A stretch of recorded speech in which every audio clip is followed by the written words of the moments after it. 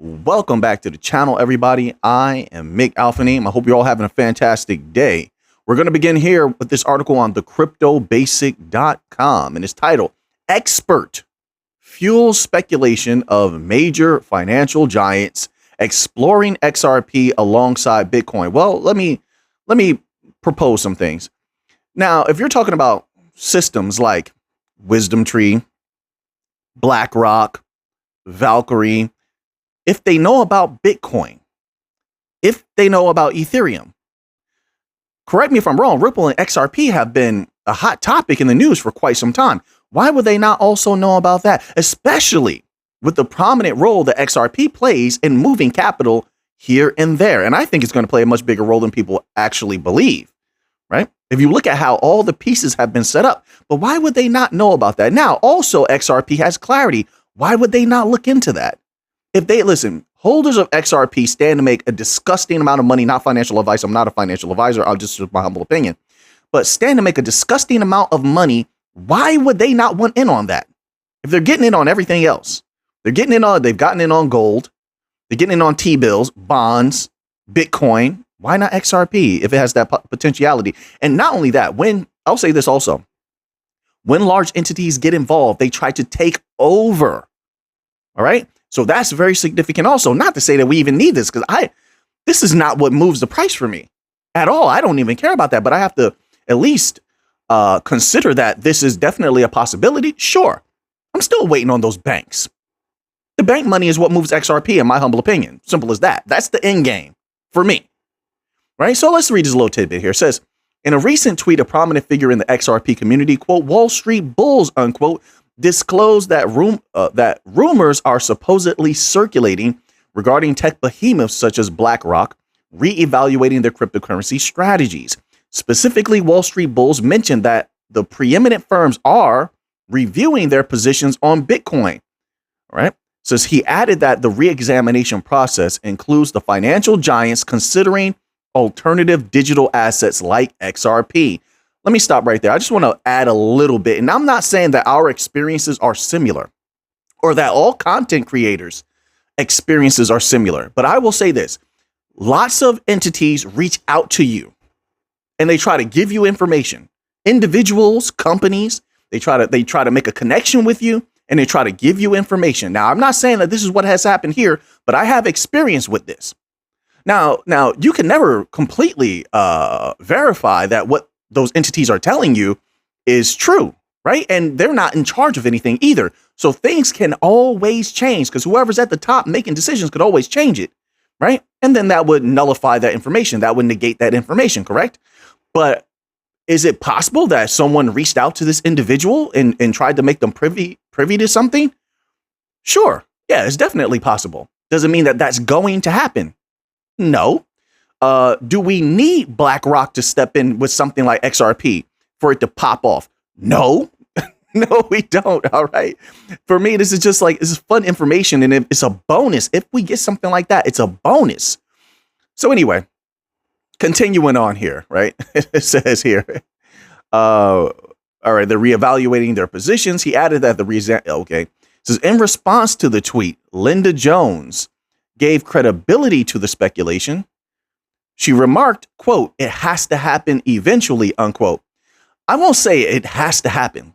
I wouldn't say that. I wouldn't go that far. But if it does, so be it. To each his own. Everyone can believe what they want. Means nothing. I'm still going to devour that bank money. I'm waiting on those banks. Simple as that. Fly or die. I'm waiting on those banks. But I don't want to say it has to happen. But is it likely, in my humble opinion? Sure. Yeah, sure. I think they definitely would take a look at that. They definitely will want to play and make some money off of anything that's a big money maker. I think that there will be a lot of evaluating first to make sure on their behalf that this is definitely something worth getting involved in. But XRP has clarity in the courts. I don't see why they wouldn't take a peek. Are you saying they can't take a peek? I'd say they peek, at least a little peek. But Linda P. Jones says it has to happen eventually. All right. So, of course, I'm going to go on a limb and just believe that a lot of people probably disagree with this and they're within their rights to disagree with it. So be it, you know. All right. So now moving on to another article here. This one is from bncrypto.com. people better get prepared. While they're worried about crypto, they better be looking at the global economy, the US economy, right? The Western hemisphere as an economy. They're all doing terrible. These banks are about to have a lot of trouble. I'm telling you now. Let's cover this a little bit here. It says US banking crisis, deposit flight accelerating, bailout fund. I was just talking about this bailout. They're still receiving bailouts and nobody's talking about it. The bailouts is at all-time high. But let's read this little tidbit. I'm gonna let them tell you. Banking crisis continues. Those banks are going down, folks, and I'm telling you now. Well, gold will skyrocket if those banks go down. That's number one. But believe you me, I'm going to feast on that when that does occur. Not financial advice. I'm not asking you to do the same. But also it accelerates that timeline for XRP, XLM, Algorand, HBAR, the new financial system, the new 1%. Just my humble opinion. It says banking crisis continues and we will feast. Total bank deposits plunged by more than $70 billion last week alone. It noted on September 12th, we've been talking about massive deposit flight. Massive. Don't you remember all the articles we covered, even about JP Morgan? Massive deposit flight. People are pulling their money out of these banks. They don't like the banks. They don't trust the banks. That's why I laugh when anybody talks to me about some of these banks. And I'm saying, well, do you know how injured these banks are? They put on a good face, but they are doing very badly. It says, quote, this puts bank deposits at their lowest since May, unquote. I told you, the people don't want those tiny yields from savings accounts. You know, they can't get their money out of the banks. People are putting their money everywhere but the banks. And that makes the new financial system look that much good, does it not? We don't have the problems that they have. It says it added questioning whether the regional banking crisis was really over. No, it's not. And I have an article later on commercial real estate is going to collapse them, right? Like a Mike Tyson haymaker, 100%. It says U.S. bank deposits. Moreover, market analyst Joe Consorti backed up the figure, stating that the U.S. commercial banks lost $71.2 billion. Had to stutter on that one. $1 billion in deposit last week. You lost that much in the 1 week's time. Shame on you, legacy system. Shame on you. Karma is mean, isn't it? Coming after crypto all that time. Look at what's happening to you now. And the Fed is coming after the banks and choking them a little bit more with all those regulations. You've been reading about that, haven't you? Right? It says here, quote, if this was 2008, that would have been the third largest outflow during the entire great financial crisis. Since the March 2023 banking panic, it's only the eighth largest. Troubled waters lie ahead. This is from a pro telling people trouble is coming. Consorti continues, stating that 60% of the bank deposits are going into higher yielding, safe and liquid money market funds. Makes you wonder now, if the banks are running low on liquidity, how easy would it be to spark a bank run? And then if there's bank runs on some of these banks, that's why I tell people, hey, you can do what you want. But I say it's always wise to check up on your bank and see if it's healthy or not. Because if there's bank runs, you won't be able to get that money out. Right? These are things that I would want to know when I'm dealing with an entity. They work for us. They work for you. Right? So I'm going to make sure I'm privy to what the heck is going on with them. If you're going to play with my capital, I don't play games with capital. I'm going to tell you right now. It says they are offering 4.5% or more in annual returns, more than the average high street bank. Of course, those T-bills, I told you people are going to feast on those T-bills. You saw the article from last video, correct? It says the balance of unrealized losses on securities at FDIC insured commercial banks rose by $43 billion or 8% to $558 billion in Q2. These are mostly treasury securities and government guaranteed mortgage-backed securities, according to reports. Wolf Street explained, quote, in the free money periods when yields fell and bonds rose, banks had, quote unquote, unrealized gains. And in the periods when yields rose and prices fell, banks had, quote unquote, unrealized losses. It says here, U.S. commercial banks unrealized gains / losses. The outlet predicted a worse scenario for Q3 since 10-year treasury yields have closed higher. Furthermore, like I said, where's that liquidity coming from? It's coming from risk assets and things like this, right? Fed bailout at an all-time high. Banks are going down. They can't be propped up forever. There's no way people can think that they can. They can't. It says, moreover, the Federal Reserve's Bank Term Funding Program has reached a peak of $107.8 billion, according to the St. Louis Fed. This is why they need the new financial system. This is why everything is speeding up. They know the legacy system is on fire. It has nothing to do with crypto taking them down. They've taken themselves down, being wild cowboys out there, right? And they've burned the house down, for lack of a better word. It says the bailout fund was created in March 2023 to make additional funding available to eligible depository institutions. Banks in trouble. Usage of the Fed's emergency banking fund facility jumped by $328 million last week. Mind-blowing, isn't it? And everyone thinks everything is fine. The Fed knows the truth. U.S. Treasury knows the truth, but they come out on the media, mainstream media, and tell everyone everything's okay. Right. In August, Moody's downgraded several banks while issuing warnings over potential downgrades for more. We covered that as well, didn't we? Let's move on here. We are very privy on this channel. I'm telling you, we are a special group of individuals on this channel here. In my humble opinion, you guys are awesome out there. That's just personally how I feel. It says here, new article. Next article. This is from the cryptobasic.com, and it's titled Ripple CTO suggests upcoming XRPL AMM could contribute to XRP buying pressure. Everything's lining up for us. Oh, yeah, I like it. Muy linda, man. I like it. Yeah. Let's scroll down here. Everything's lining up for us perfectly, beautifully, step by step, hold by hold, 1 inch at a time. We're conquering the mountain. Once again, just my humble opinion. It says here, Ripple's chief technology officer, David Schwartz, recently engaged in an insightful discussion on X, highlighting how the upcoming XRPL automated market maker could impact the price of XRP. Notably, a concerned XRP community member asked whether the launch of the AMM, where XRP holders will pool their assets, might lead to a significant drop in XRP's value due to increased selling pressure. In response, well, don't they have to lock some stuff up, or they have to swap their tokens for some sort of liquidity provider tokens, which is the same as locking up some XRP? Correct me if I'm wrong. This is getting quite a bit confusing, but let's see if David Schwartz clarifies this. All right. I know I'm jumping ahead a little bit. My apologies, folks. Just how I do. It says notably a concern. Okay, well, let's skip that part there. In response, Schwartz acknowledged the possibility, stating that if the automated market maker primarily attracts XRP holders, it could initially create a surge in selling pressure. Says, however, he suggested that this selling pressure might be offset by a wave of individuals moving in the opposite direction, potentially resulting in an equilibrium or net buying pressure.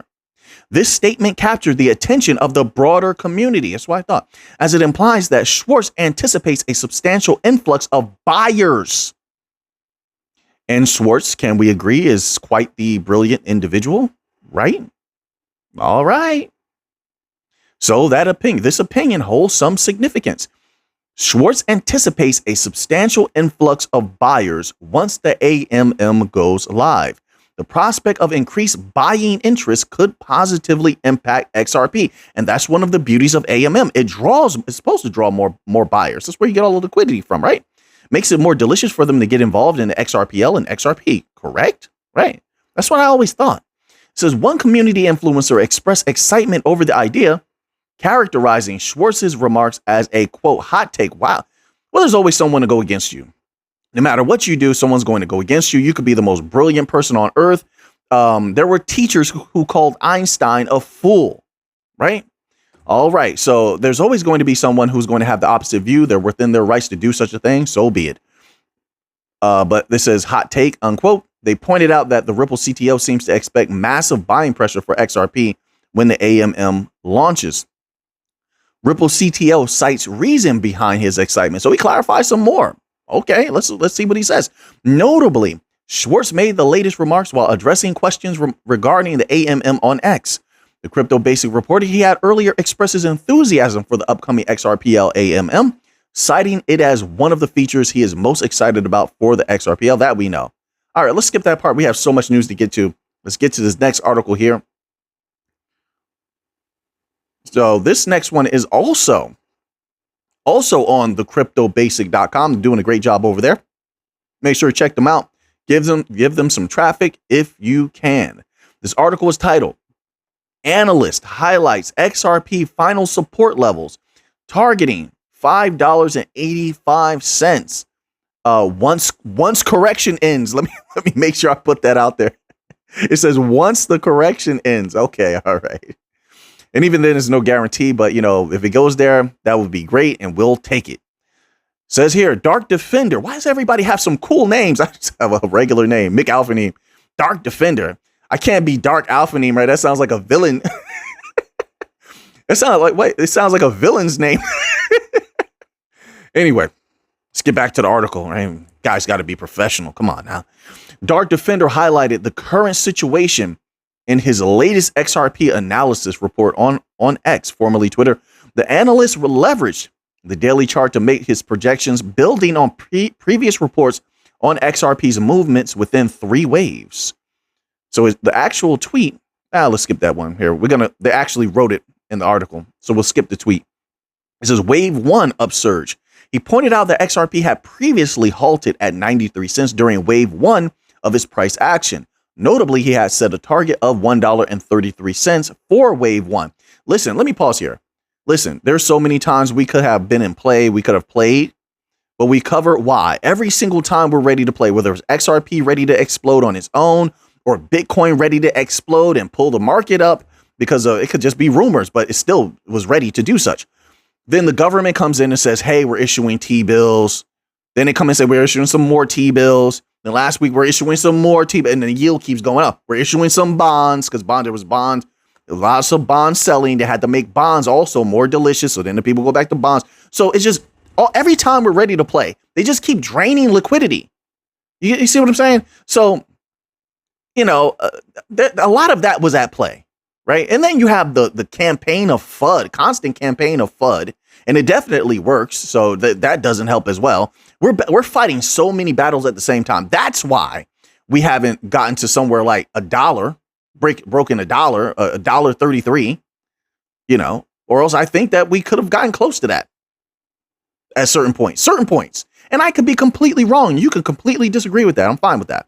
Says here, but when XRP soared on July 13th, following the lawsuit victory, it hit a major resistance point at 93 cents, as previously discussed. And around that same time is when we start feeling that first wave of a liquidity drain. I'm telling the people, do they hear me? I don't know. As previously disclosed by the Crypto Basic, Dark Defender had to revise his targets because of XRP's inability to claim the $1.33 mark on wave 1. Yeah, we got kneecapped a bunch of times. Bitcoin got kneecapped a bunch of times. Whole crypto market has been getting kneecapped one after another. Right? It says wave 2 correction. The analyst noted at the time that after wave 1, XRP would slip into wave 2, which brings a correction to its rally. This projection materialized with XRP currently 48% down from the yearly peak of 93 cents. XRP remains within the confines of the corrective wave 2. On September 2nd, Dark Defender emphasized that the last support points for XRP amid the correction are 46 cents and 39 cents. Wave 3, I'm skipping a whole lot here, okay, but I'm trying to get to the crux of this.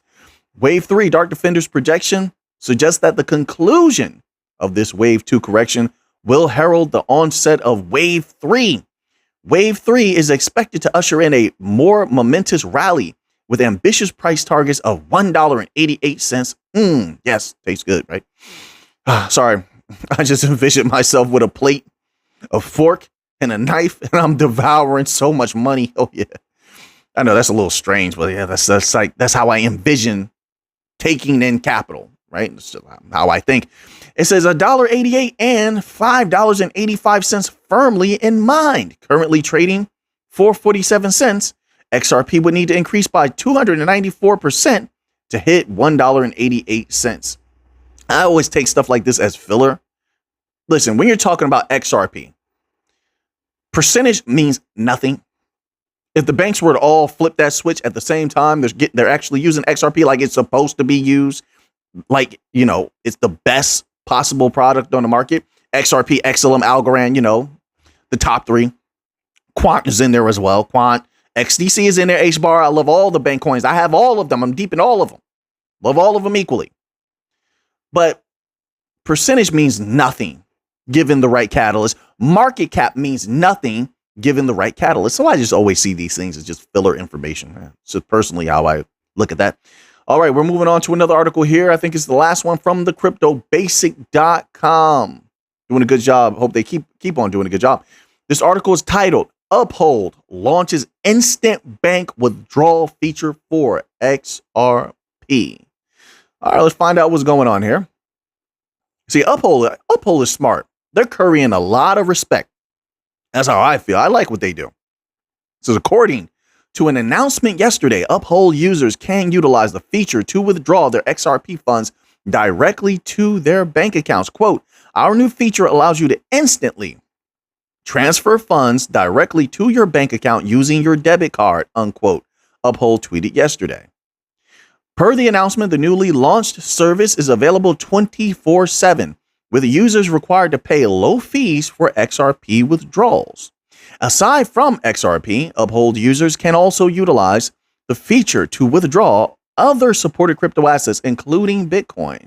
How to withdraw XRP from Uphold to bank account? Well, you can read that on your own. I got to get to this other news, that this video will be too long, right? Oh, man.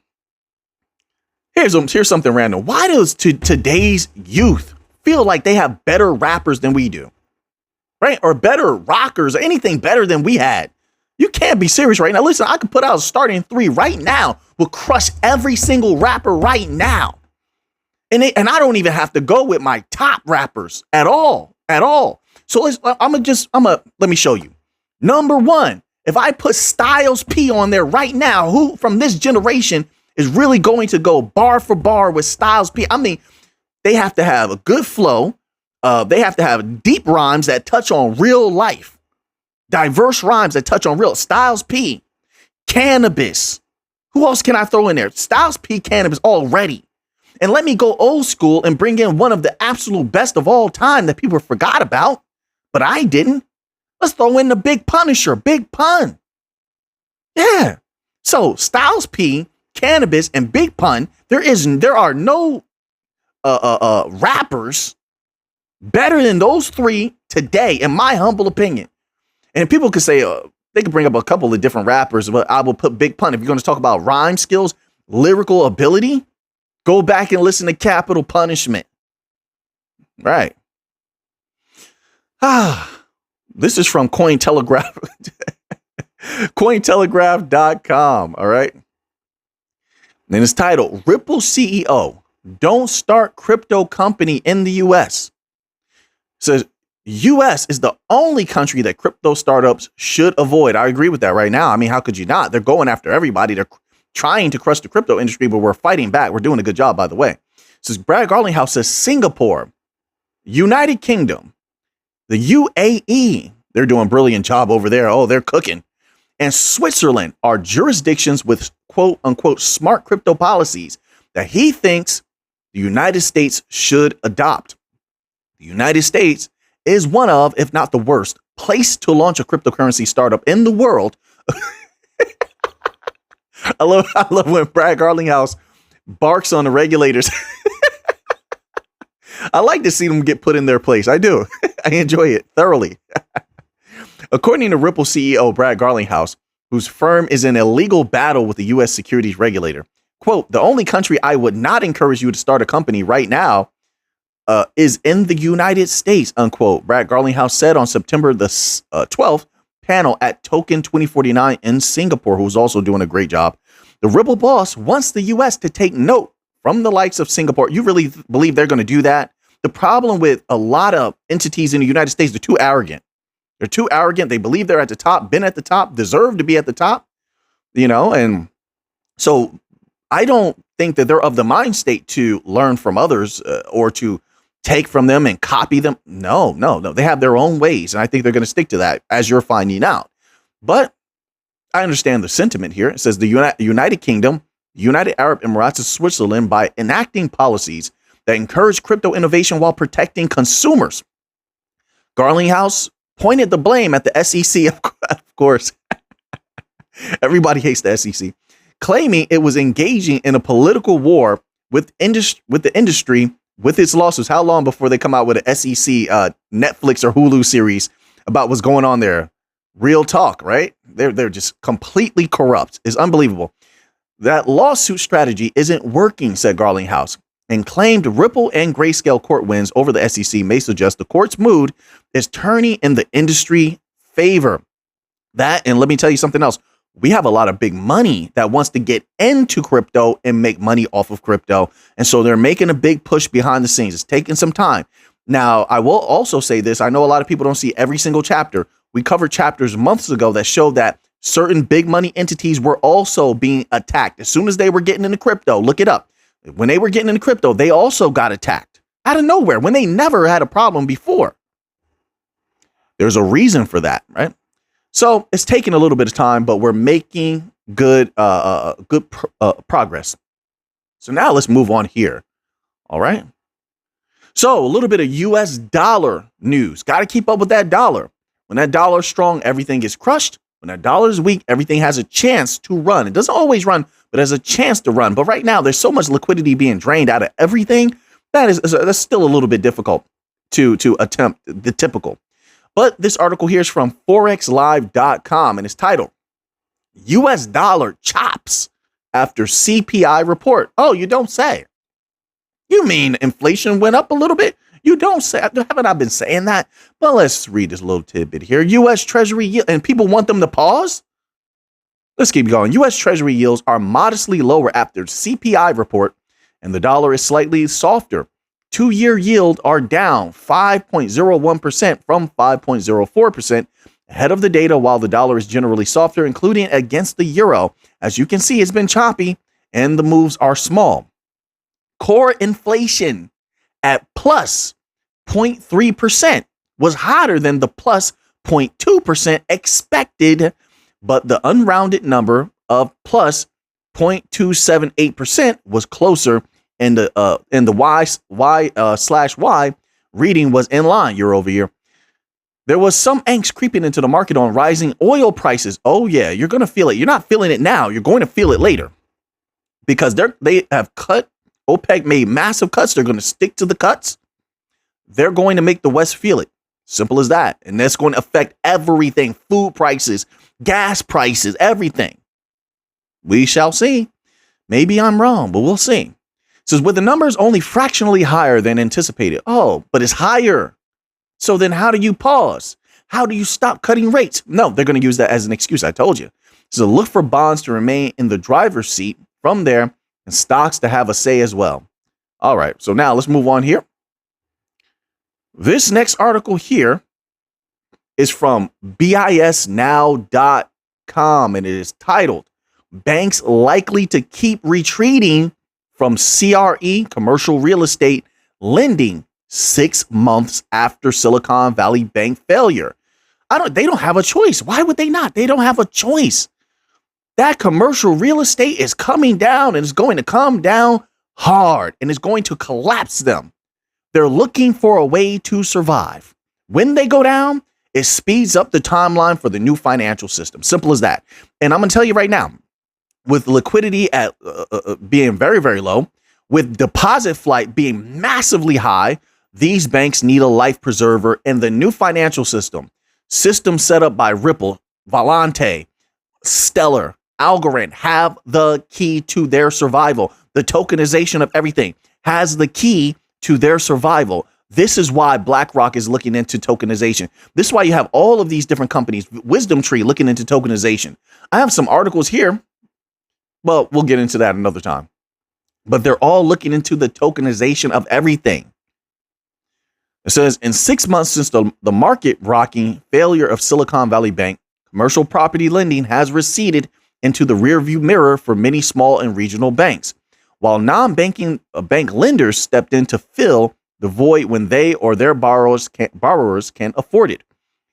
The change in the marketplace is a far cry from the global financial crisis informed alarm that sounded through the financial world after Silicon Valley Bank, followed swiftly by Signature Bank, was closed by regulators in mid-March. Still, the divots left in the terrain of regional banking combined with interest rate hikes have brought in the intervening months to change the way CRE gets money.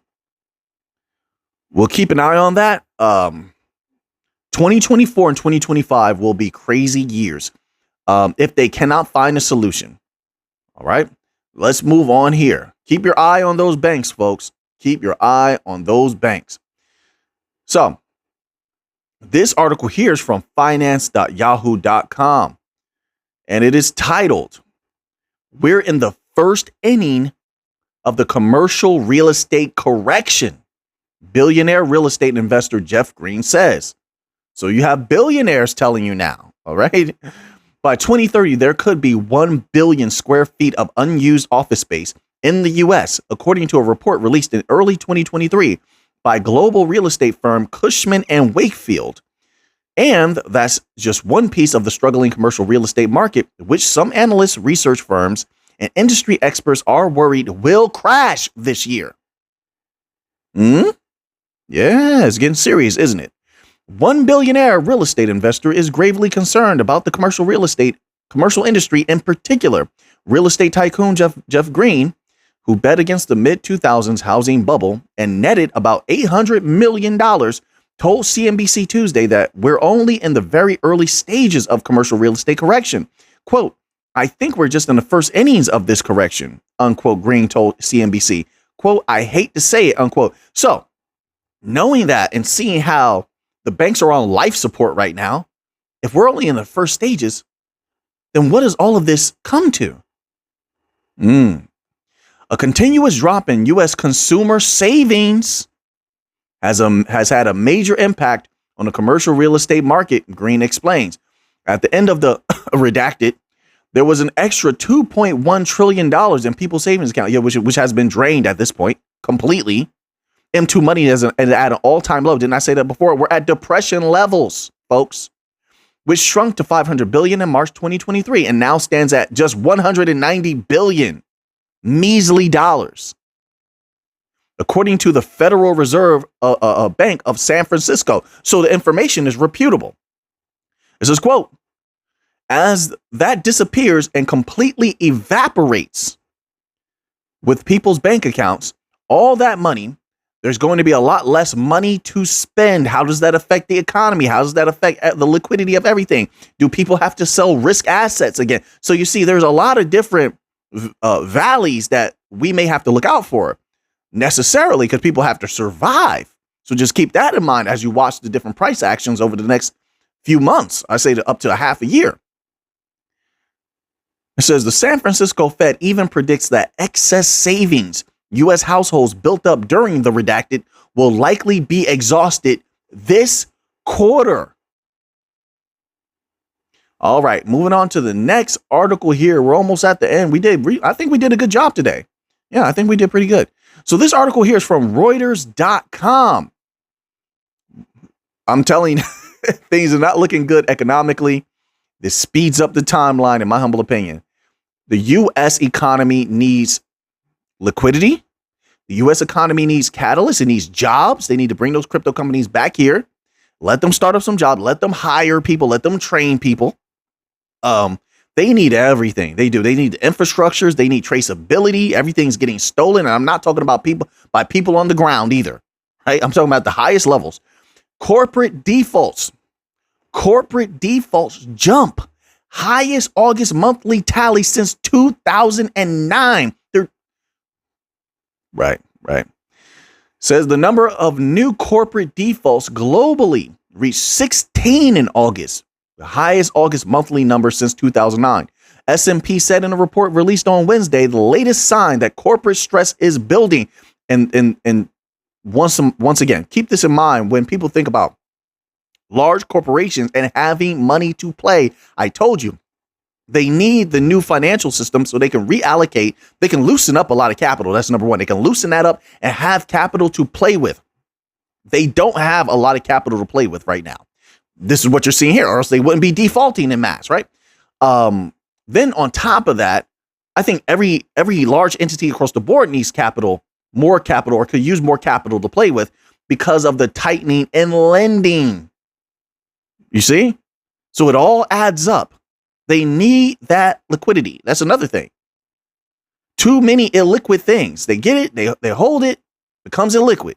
They need a balancer. Right now, the bank coins are the balancer when they are deployed, that is. It says, while defaults tend to slow down during the summer, last month's number, as well as was well above the 8.6 average for August seen in previous years. This brought the global corporate default tally to 107, with most of defaults coming from Europe and the United States. Yeah, this is depression era, light depression, but it's a depression. The rating agency expects default rates to keep rising as aggressive rate hikes take their toll on companies faced with an increased cost of funding and looming debt maturities. Default rates are expected to hit 4.5% in the United States by June 2024 from 3.5% in July 2023, and to increase to 3.75% in Europe by June 2024 from 3.1% in July 2023. The report added, sector-wise, media and entertainment accounted for 1/3 of defaults in the United States and 25% of total defaults in August, while the consumer products sector was the most hit in Europe, S&P noted. All right, so now we're going to end off here with a little bit of gold news. Things are looking very bright for gold in the future, in my humble opinion, with the banks going down. Definitely could cause a surge. And with all this gold buying going on, especially because a lot of countries are anticipating that common BRICS currency at some point in the future, if they ever get that launched. I know right now they're focusing on local currencies and local currency trade, but they do have the idea still out there for a common BRICS currency that could be backed by gold, right? It says here, gold shopping spree continues for Poland, Czechia, and India. Uzbekistan is also buying. Alpha Neem is also buying. Just putting that out there. I love gold. I do. Central bank. I know I always say that, but I say it because I make myself laugh when I say that. I don't know why. So central bank gold demand continues to dominate the precious metal markets. And according to many analysts, it is one of the biggest factors supporting prices in the complex environment of rising bond yields and robust strength in the US dollar. Preliminary data from the World Gold Council indicates robust central bank demand through the third quarter as Poland, India, Uzbekistan, and Czech Republic all increased their gold reserves last month. I was just talking about this.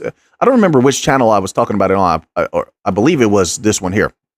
But I was saying that I believe because they had slowed down gold buying, there was a little bit of selling over the summer. And then we saw Iran last week, or maybe it was 2 weeks ago, just make a massive purchase. And I said, I think they're going to continue to buy. And here you have it. They continued to buy in August. All right. So now it says Krishan Gopal, senior market analyst for the WGC, said in comments published on social media that preliminary data from the National Bank of Poland shows the country bought around 18 tons of gold in August. Quote, this lifts YTD net buying to 88 tons and total gold reserves to 317 tons. We'll confirm the exact figure once reported via the IMF, unquote, he said in the post. Poland has been one of the top gold buyers this year, behind Singapore, which has bought 73.6 tons of gold as of July, and China, which leads the world in gold purchases. So far this year, the People's Bank of China has bought 155 tons of gold, and August was its 10th consecutive month of purchase. Gopal noted that the Monetary Authority of Singapore won't release its August reserve data until the end of the month. Another European gold buyer is Czechia. He said the Czech National Bank bought nearly 2 tons of gold in August. Quote, this is the 6th consecutive month of buying, with YTD net purchases amounting to over 11 tons, unquote, he said. Quote, total gold reserves now stand at over 23 tons. You got to know there's a reason that they're doing this. The fiat currencies around the world are struggling across the board. look at the, I know people use the dollar as a standard. If that is the case, look at the historical charts for how much buying power, purchasing power the dollar has lost. So if that's the standard, you know that everything else is doing terribly. The yuan is struggling. The renminbi is struggling. Every fiat currency around the world is struggling right now. They're in a bad state. And if they're not the ones struggling, their financial systems are definitely rickety crickety and they're struggling badly. So everyone's going heavy into precious metals, silver, gold, just for survival purposes, maintaining your value, making sure that, and if anything happens to these systems, and they definitely could, I know they tell the regular people nothing could ever happen. You know, they just lead the people over a cliff. And some people like to walk over that cliff. They just go quietly into that night. But some of us are not going quietly into that night. Don't get me wrong. We may still play in a little bit of cash here and there, but at the same time, we're going to protect that value we work so hard to earn. And so everyone, banks, individuals are getting heavy into silver and gold. That's how I look at it. The world is changing.